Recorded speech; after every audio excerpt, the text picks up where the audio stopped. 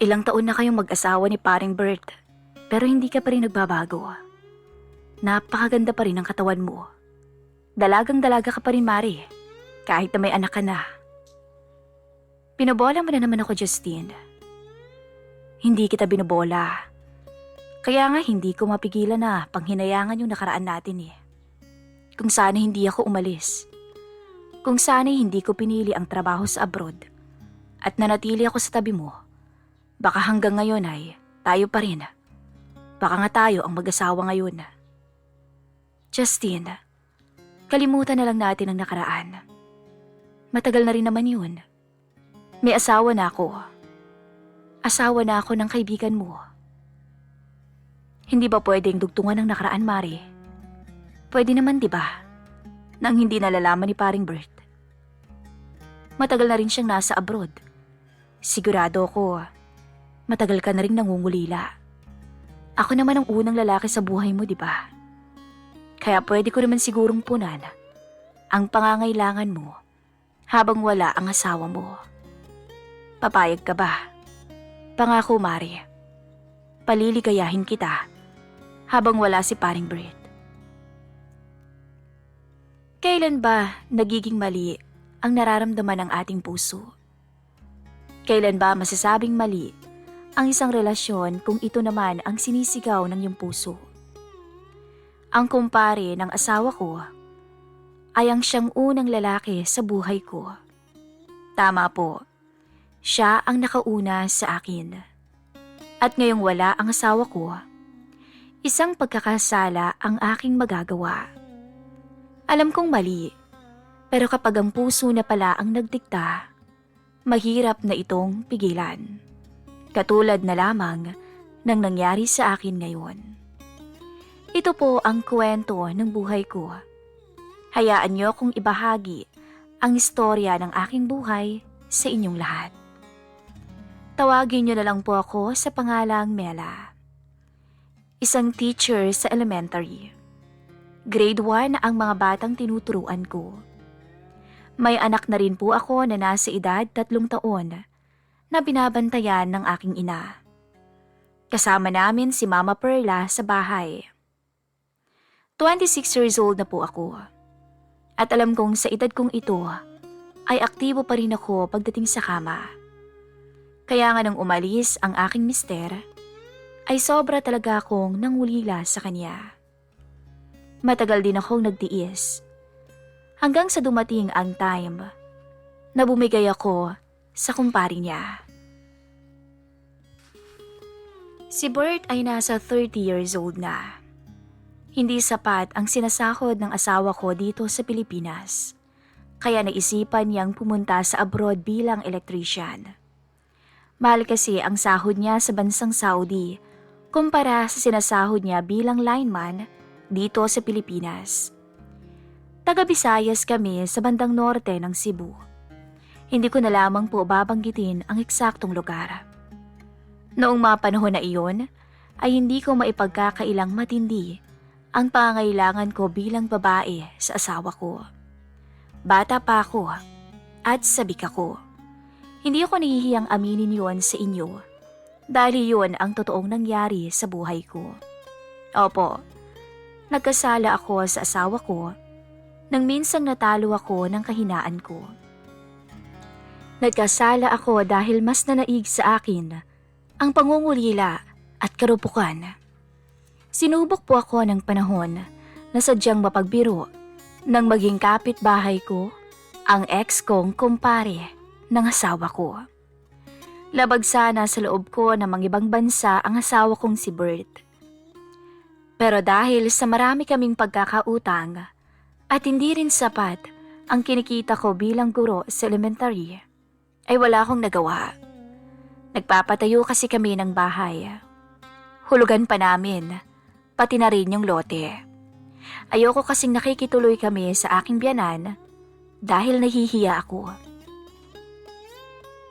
Dito ay nakahanap kami ng lote na hulugan, kaya nag-loan ako sa GSIS ng pampatayo namin ng bahay. Mas lalo kaming nahirapan, kaya naman nung nagkaroon ng oportunidad na makapunta siya ng abroad, labag man sa loob ko, ay pinayagan ko siya. Mag-iingat ka doon. Huwag mong papabayaan ang sarili mo at huwag mong kalimutang tumawag kapag wala ka ng ginagawa. Naiiyak ako nung hinatid ko siya sa airport. Hindi ko mapigilan ang makaramdam ng sobrang lungkot sa iisiping una pa lamang tong magkakahiwalay kami. Huwag ka na mag-alala. Isipin mo na lang na kailangan kong lumayo para sa pamilya natin, para sa kinabukasan natin, para makabangon din tayo sa kahirapan. Napakalungkot ko noon. Gabi-gabi akong nangungulila sa asawa ko. Pero, hindi ko po akalain na sa paglayo ng asawa ko, ang siya palang magbibigay lamat sa aming relasyon.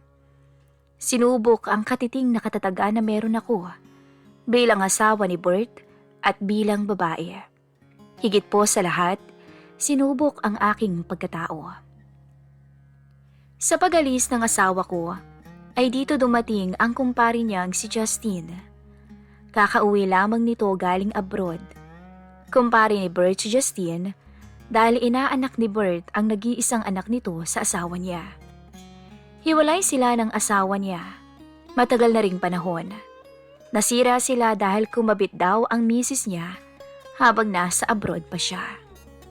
Pero may lihim kaming nakaraan ni Justine na hindi po alam ng mister ko. Si Justine ang unang lalaki sa buhay ko, Miss Love. Kaya hindi ko rin siya nakalimutan noon. Siya ang naging nobyo ko noong nasa kolehiyo pa lamang ako. Nagkahiwalay kami dahil nung gumraduate ito ay pumunta na agad ito ng abroad. At nang bumalik ito ng Pilipinas ay kasintahan ko na si Bert at nagpakasal na kami noon.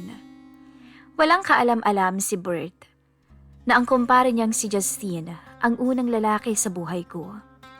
Hindi rin naman kasi siya nagtatanong tungkol sa mga bagay na yun.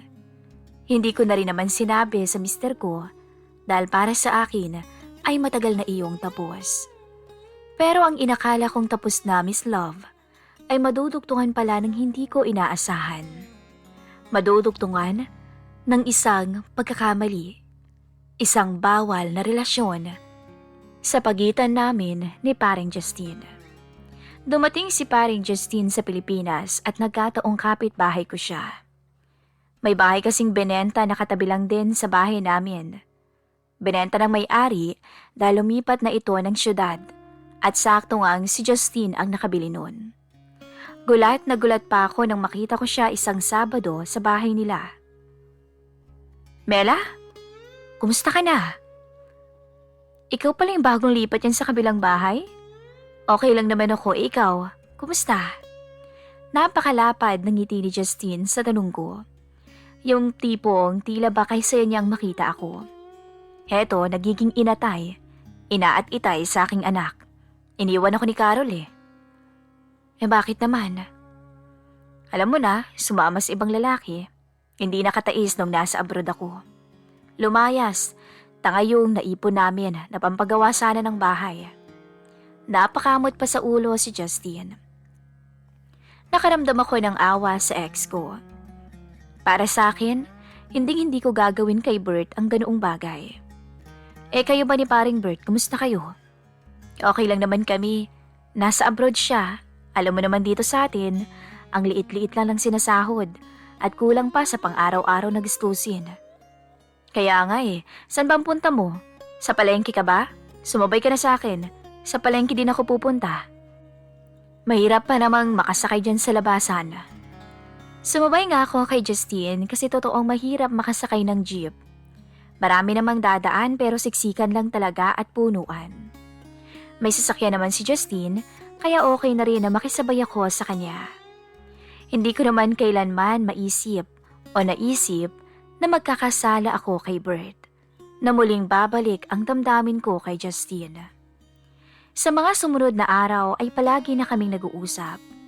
Naikwento ko rin kay Bert na naging kapitbahay namin ang pari niyang si Justine. Hanggang sa dumating ang araw ng pasukan. Napakaliit ng bundo namin ni Justine. Dahil naging estudyante ko ang anak niyang itago na lang natin sa pangalan na Marky. Hindi ko rin inaasahan na sa pagkakataong to ay magsisimula ng magkaroon ng lamat ang relasyon namin ng asawa kong si Bert. Mela, napapansin ko lang anak, madalas kayong magkasama ni Justine. Anak, huwag ka masyadong maging malipit dun sa tao. May asawa ka, baka masamain ang mga biyanan mong magulang ni Bert. Isang araw na paalala sa akin ng nanay ko. Ma, wala naman kaming masamang ginagawa ni Bert. Nakikisabay lang ako sa sasakyan niya papuntang school. Tsaka alam naman nating lahat na may asawa na akong tao. Pagrarason ko pa sa aking ina. Wala namang masama sa paalala niya. Hindi ko lang lubusang maisip na pati ang ganong bagay ay bibigyan ng mali siya ng mga tao. Nag-iingat lamang tayo anak dahil mahirap nang maging usap-usapan. Alam mo naman, mainit ka sa mga mata ng mga kapitbahay, lalo na't walang asawa si Justine. Nakadama ako ng inis noon sa nanay ko, pero tinaboy ko na lamang at nawala din naman ang inis ko. Paano ba naman kasi itong si Justine? Masyadong mapagbiro. Lagi niya akong binibiro at tawanan na lamang kami ng tawanan tuwing nakasakay na ako sa loob ng sasakyan niya. Kasama rin naman kasi namin sa loob ang anak niyang si Marky, na estudyante ko. Kaya hindi ko talaga maintindihan ang mindset ng mga taong nag-iisip ng masama sa aming pagkakaibigan. Naging mas close pa kami ni Justine, na kahit snacks ko ay dinadalhan niya na ako. Kung minsan pa, pati tanghalian ko ay magkasabay kaming tatlo ni Marky. Kagaya na lamang nung minsan, nasa labas kaming kumain na tatlo dahil sinabay ako ni Justine. Hanggang sa isang araw ay hindi ko nakita na pumasok si Marky at Justine sa school. Kinahaponan ay chinat ko si Justine sa messenger niya kung anong nangyari. At doon ko nga nalaman na kinuha ni Carol, ang dating niyang asawa, si Marky. Ramdam ko nun, Miss Love, ang lungkot ni Justine. Akala ko ba wala na siya rito? Tanong ko sa kanya. Umuwi siya nung nakaraang linggo at kinausap yung bata. Sumama naman yung bata sa ina kaya wala na akong nagawa. Naawa talaga ako kay Justine. Nang araw ding yun ay may babaeng nag-process ng transfer papers ni Marky. Doon ko nalaman na yun pala si Carol, ang ex ni Justine. Sa mga sumunod na araw ay napapansin kong palaging umiinom si Justine dahil sa lungkot ng pagkawala ng anak niya. Mag-isa na lamang siya sa bahay. Nahabag ako sa kanya. Isang araw noon ay nag-chat sa akin. Tinatanong kung maaari ko daw ba siyang samahan na mamasyal kahit sa Sabado para walang pasok.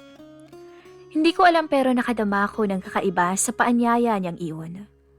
Una kong naisip na tanggihan siya dahil hindi iyon makakabuti sa akin at sa pamilya namin ni Bert. Pero para namang may nagtutulak sa akin na kung ano para pumayag. Para kong biglang na-excite sa paanyayang yun ni Justine. Nagsinuling ako kay mama. Sinabi kong may gagawin kami sa school kaya kailangan kong pumunta doon. Unang pagkakataon to na nagsinungaling ako sa aking ina. Hindi ko alam na ang minsang pagsisinungaling na ito ay mauulit pa ng mauulit para lang makasama ko si paring Justine.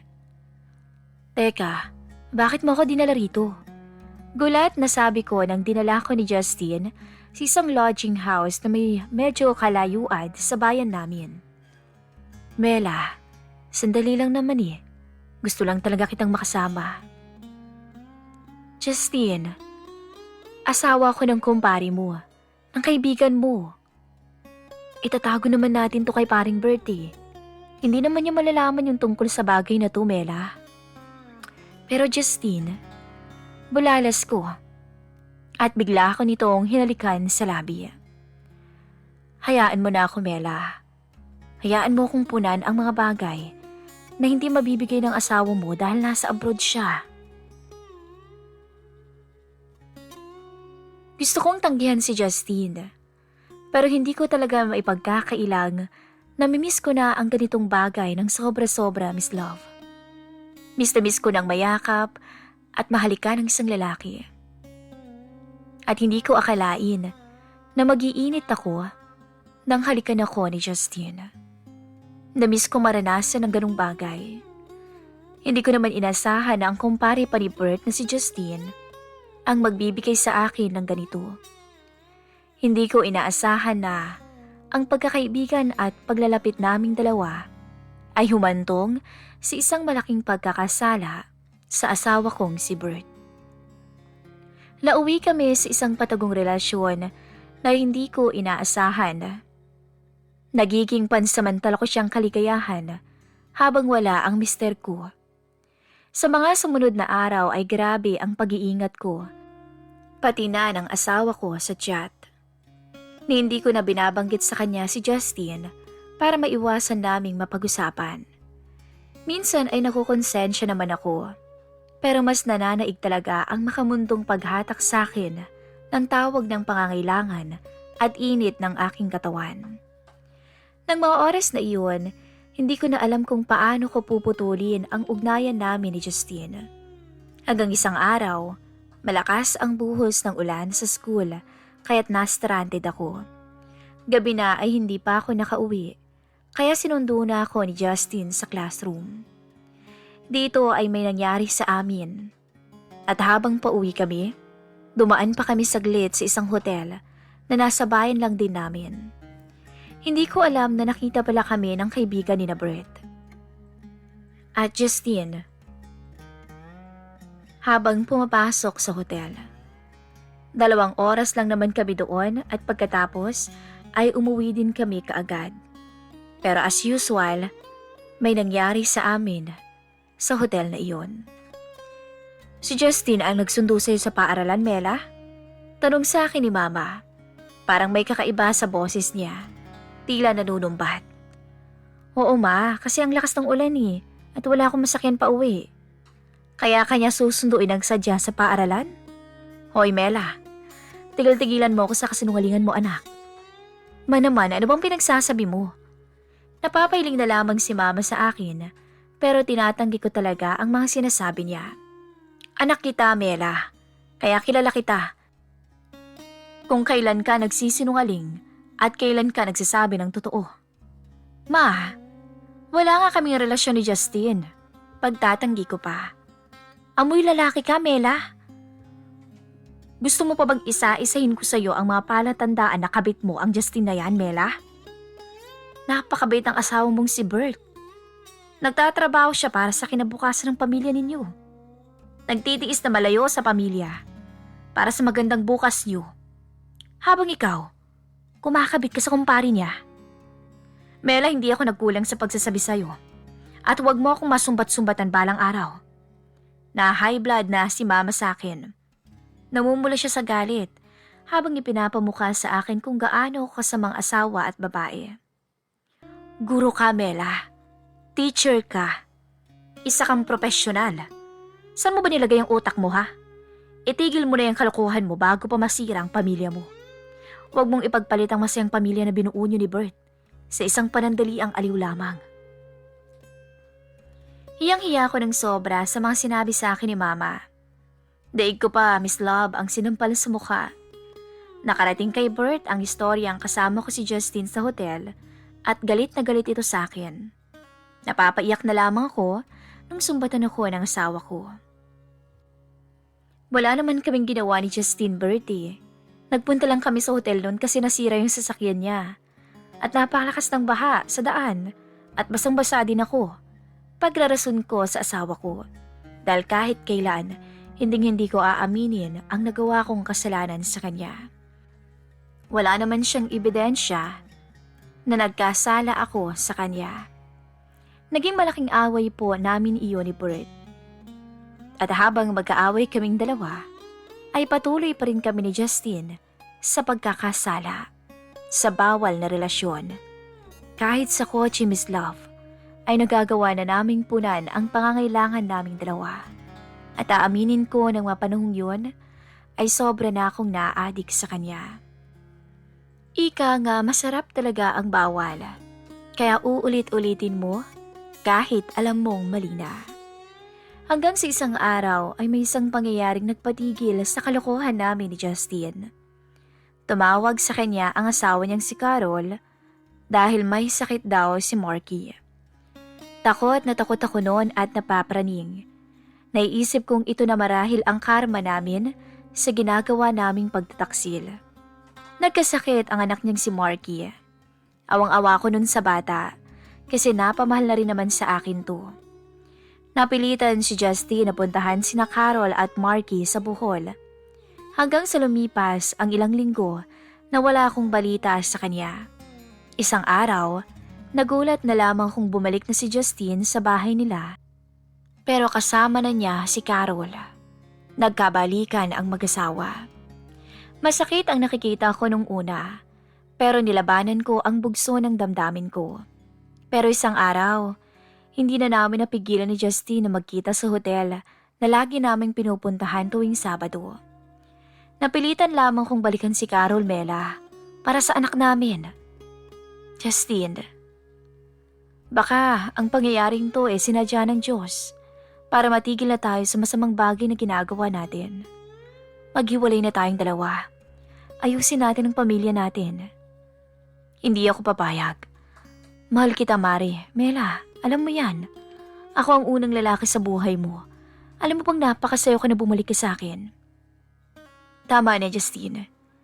Itigil na natin to. Mali ito, alam nating parehas. May pamilya ako at may pamilya ka na rin. Napaiyak pa noon si Justine. Kung mamimili raw siya sa aming dalawa ni Carol, ay ako ang pipiliin niya. Sige, kung pipiliin mo ko, paanong anak mo ha? Paano si Marky? Ako tinanong mo ba kung ano opinyon ko? Natigilan si Justine sa sinabi ko. Alam kong mas sakit to. Dahil nahuhulog na rin naman ako sa iyo Pero alam nating mali dahil pareho tayong may pamilya. Walang kasalanan sa akin ang kumpare mong si Bert. At napakabuting tao niya. Naranasan mo naman ang pagtaksilan, di ba? Alam mo kung gaano kasakit yon, Justine. At ito, ginawa ko kay Bert yun. Napaiyak na ako at sobrang nakukonsensya sa nagawa ko. Mabuting magkaibigan kayo ni Bert. Danas mong iwanan at pagtaksilan ng asawa. Masakit yun, kaya tigilan na natin ang relasyong to. Tapusin na natin ang nakaraan natin at hanggang dito na lang tayo. Mahigpit ang mga yakap sa akin ni Justine. Pero sa huling pagkakataon, Miss Love, ay nagawa pa naming paligayahin ang isa't isa. Tama po, bumigay pa rin ako sa huling pagkakataon. Ninamdam ko ang huling sarap sa piling ni paring Justine. Kahit masakit ay pinili ko ang maging tama. Kahit mabigat sa kalooban ko ay inayos ko ang sarili ko. Humingi muna ako ng leave sa school na pinagtatrabuhan ko ng 1 buwan. Nagbakasyon kami ng nanay ko kasamang anak ko sa probinsya ni Mama sa Mindanao. Dito ako nakakita ng murang lupain at bahay na binibenta sa murang halaga, kasama na ang lupa at bahay. Isang konkretong bahay na may malawak na lote, na hindi man lang nga ito nangalahati sa bahay namin. Kinumpinsi ko ang asawa kong si Bert na ibenta na lang namin ang lupain at bahay sa Cebu para bilhin ang bahay at lote na ito. Binibenta raw kasi ng may-ari sa murang halaga kasi pupunta na ito sa abroad. Foreigner daw kasi ang asawa niya at dadalhin na siya sa abroad. Sinabi ko kay Bert na mas maganda rito sa Mindanao at magpapalipat na lamang ako rito. Pumayag naman ang asawa ko dahil nagustuhan niya ang area na pinakita ko sa kanya. Doon kasi kahit gumawa ka pa ng malawak na gulayan at babuyan ay okay lang. Mahilig kasi ang asawa ko sa pagtatanim ng gulay at mga prutas. Ginawa ko ang bagay na iyon para makalayo kay Justine. Iyon po ang totoo. Binlock ko si Justine sa lahat ng social media ko pati sa telepono ko. Binlock ko siya ng tuluyan sa buhay ko. Hindi na ako bumalik pa sa Cebu. Ang kapatid na lamang ni Bert ang nagbenta ng bahay namin sa Cebu at pinadala na lamang sa akin ang pera. Nagpa-assign na rin ako dito sa bahay ng Mindanao. Sobrang pinagsisisihan ko, Miss Love, ang nagawa ko sa asawa ko. Pag-uwi ni Bert, ay dito na siya tumuloy sa bagong bahay namin sa Mindanao. At dito namin inumpisahan ulit Ang panibagong buhay. Araw-araw ay bumabawi ako sa mister ko. Sinasabing ang Diyos ay pumarito sa mundo para sa lahat ng makasalanan. Kung sino ang nagkakasala ay nakahanda niyang patawarin. Aminado kung nagkasala ako sa asawa ko, pero ginapi ko ang karupukan ko at ginawa ko ang lahat para maging maayos ang buhay ko at ang pagsasama namin ng asawa kong si Bert. Naway may aral kayong natutunan sa aking istorya at nakahanda kong basahin ang inyong mga komento. Nagmamahal, Teacher Mela.